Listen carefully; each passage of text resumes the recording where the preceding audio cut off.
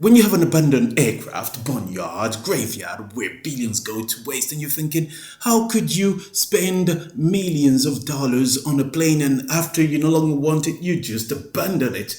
Well, it doesn't work like that. And that is why you have graveyards, also known as aircraft boneyards. And that's where you go, for old, retired, or surplus aircraft are stored or salvaged for parts or sometimes even scrapped. And that is an interesting thing. You're thinking, who has surplus aircraft? And that happens especially during when you have a plane like the US. They produce a lot of planes and they try to sell it.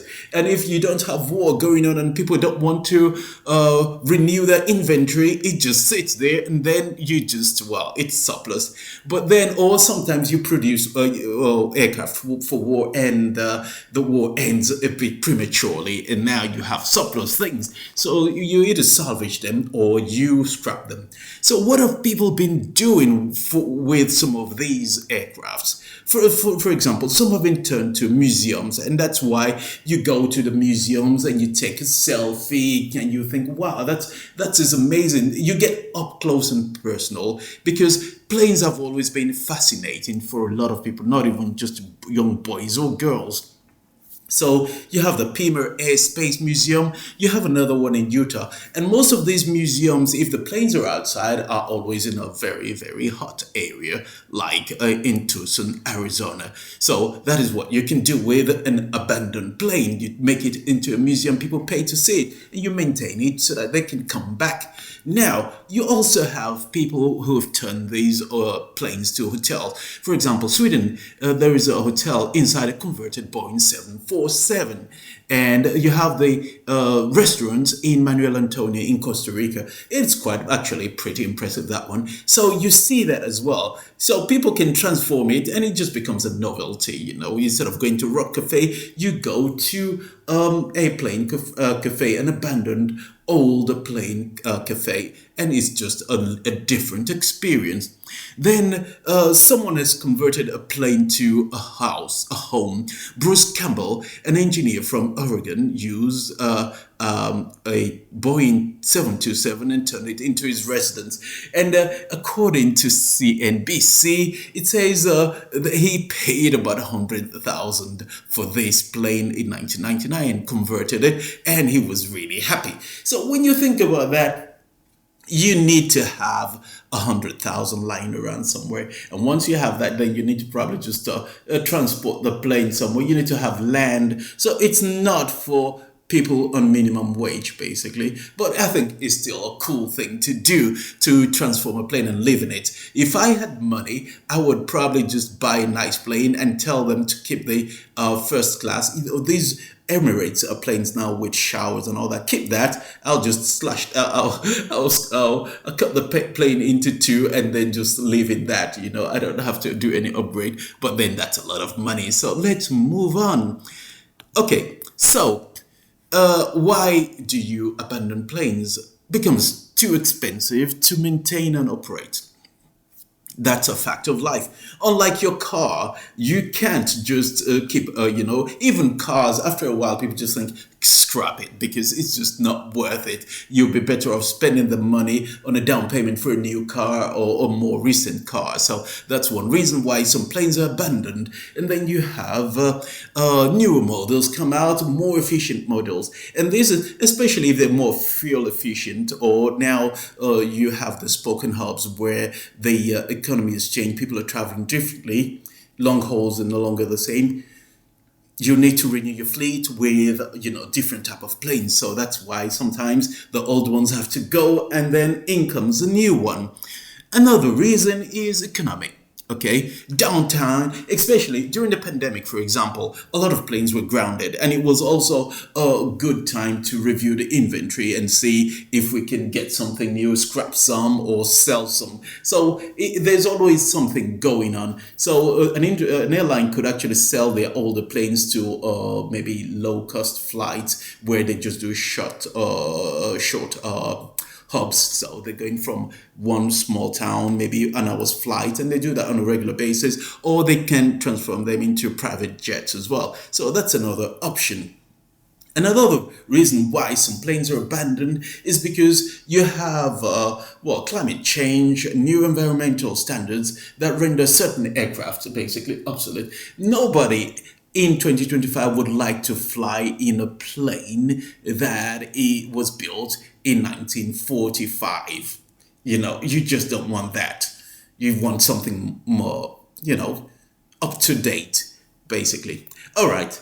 Then you have why would you want to abandon the planes? We've talked about that now. Where? So the largest aircraft graveyard in the world is a military one, Davis-Monthan Air Force Base, located in Tucson, Arizona, and that's where you would see a lot. And you get an aerial view of this. It's just packed, loads of planes.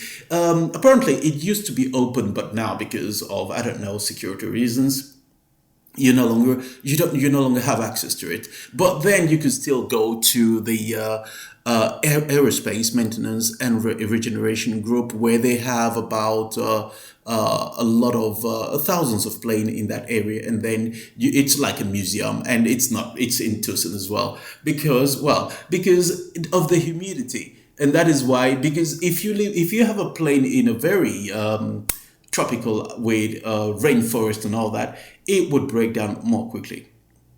But if you take it to Tucson, Arizona, where the air is dry, it's a desert, you're good. Even if it rains, the rain just evaporates, and then the plane will still be in good shape, especially when you want a museum and you want people to visit.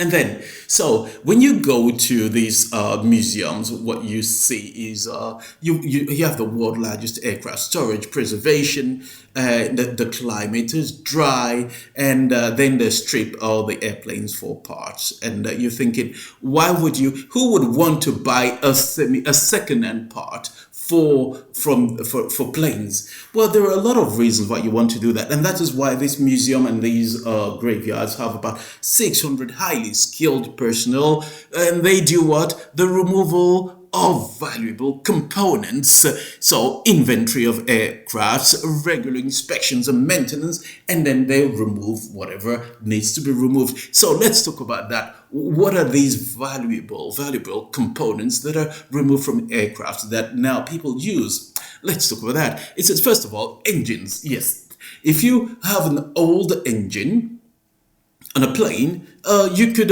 what they do is refurbish and reuse them in other planes. So you might have a plane, a series of planes like 747s, all those things, and then if a plane has a problem, a bird flies into the engine, so you have refurbished, reused, and you can get an old engine that's no longer serving, and then you can just swap the parts, and you're good to go.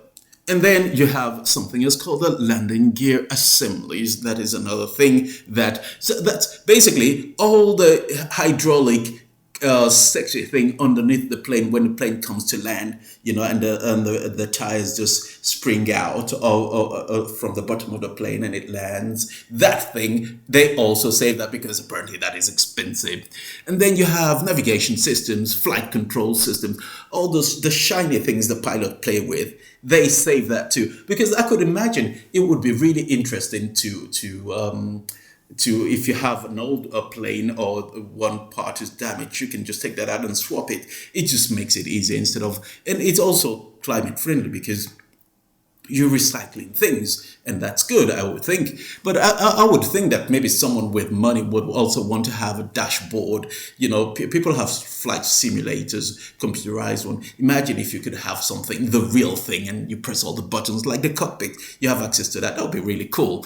Anyway, let's move on. What else? Generators and other power units. I think this is pretty interesting because often you don't actually think about that. You just think the engine, but then you have generators because now most flights, everyone has an iPad, you can charge, they've got chargers, they've got a lot of cool things, electronics, and you need all that to, especially, air conditioning in the airplanes. All those are powered by generators, and yes, that is what is being salvaged. Pretty cool. So a lot of interesting things that people are doing with planes. So now you're thinking, I don't want to get into a plane that has just been put together from scrap metals. It just sounds really bizarre. But anyway, that's the industry, and you're safe if it's well maintained. So tested, certified for reuse, helping to recoup some of the aircraft's value and reduce waste. So when you think about it, most people will think, oh, billions of dollars going to waste, abandoned planes in this graveyard, boneyard.